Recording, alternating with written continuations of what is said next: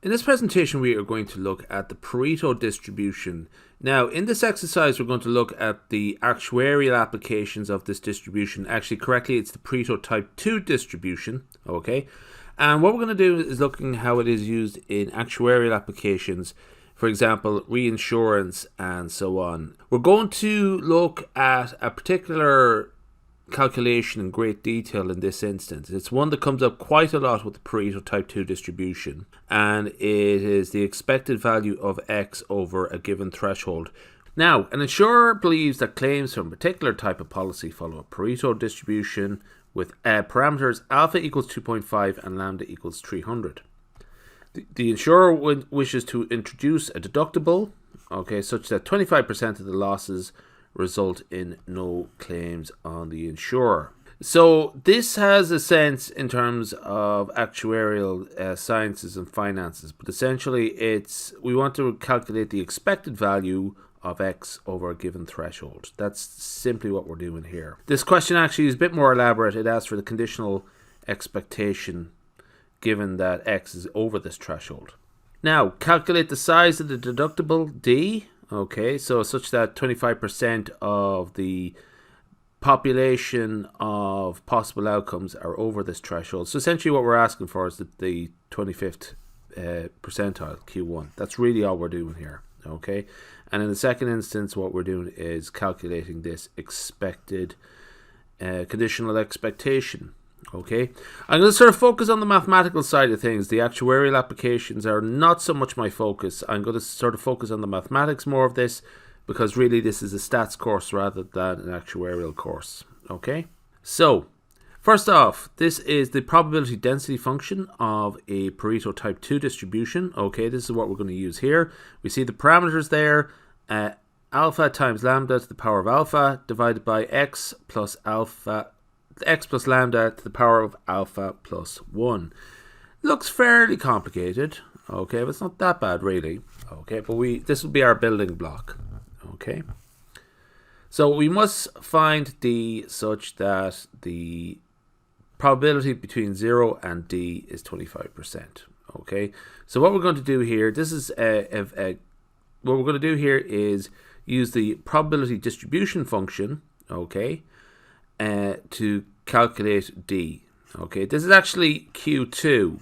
Okay, and by the way, it is possible to use the cumulative distribution function in an exercise like this to calculate Q2, but we sort of want to work with the calculations based on the PDF in this instance. So we're going to proceed by this approach here. Okay, so it's essentially a straightforward definite integral. Okay, so we want to find D such that this calculation here, which is the first principles calculation for the cumulative distribution function, looking at it from the definite point of view of a definite integral of the PDF, will give us 0.25. Okay, so this is our PDF, okay, probability density function, okay, and what we have to do here is integrate that and evaluate it from 0 to D. Okay, now it looks actually fairly complicated, but actually it's not really.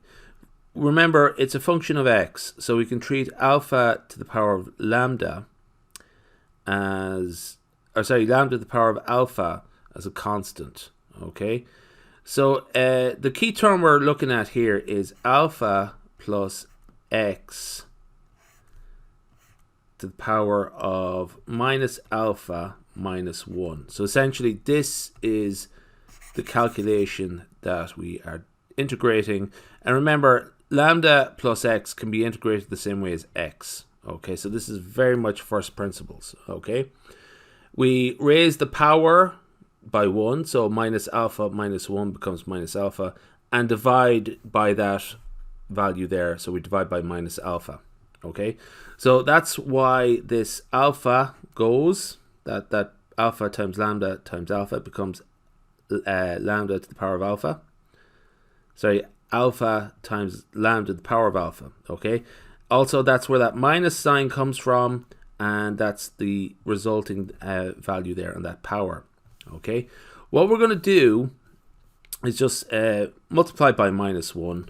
Okay, so the minus sign goes, and what we can do here is just reverse the order of the limits of integration.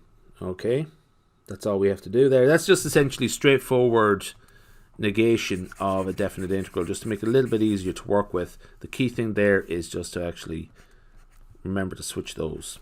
Okay,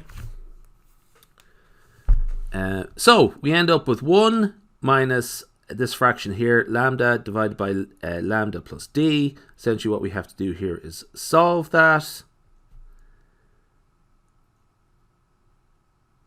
And that's it. Sorry, actually there's a term here missing.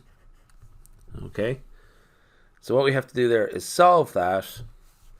That is 0.25, a little bit of calculator work, and we would end up with 300 divided by 300 plus d equals 1 minus 0.25 to the power of 1 over 2.5. That should give us a value there for this expression here of 0.8913. So we can work it out, d to be 36.59. Okay, now the second part. This is the expectation of x over a given threshold.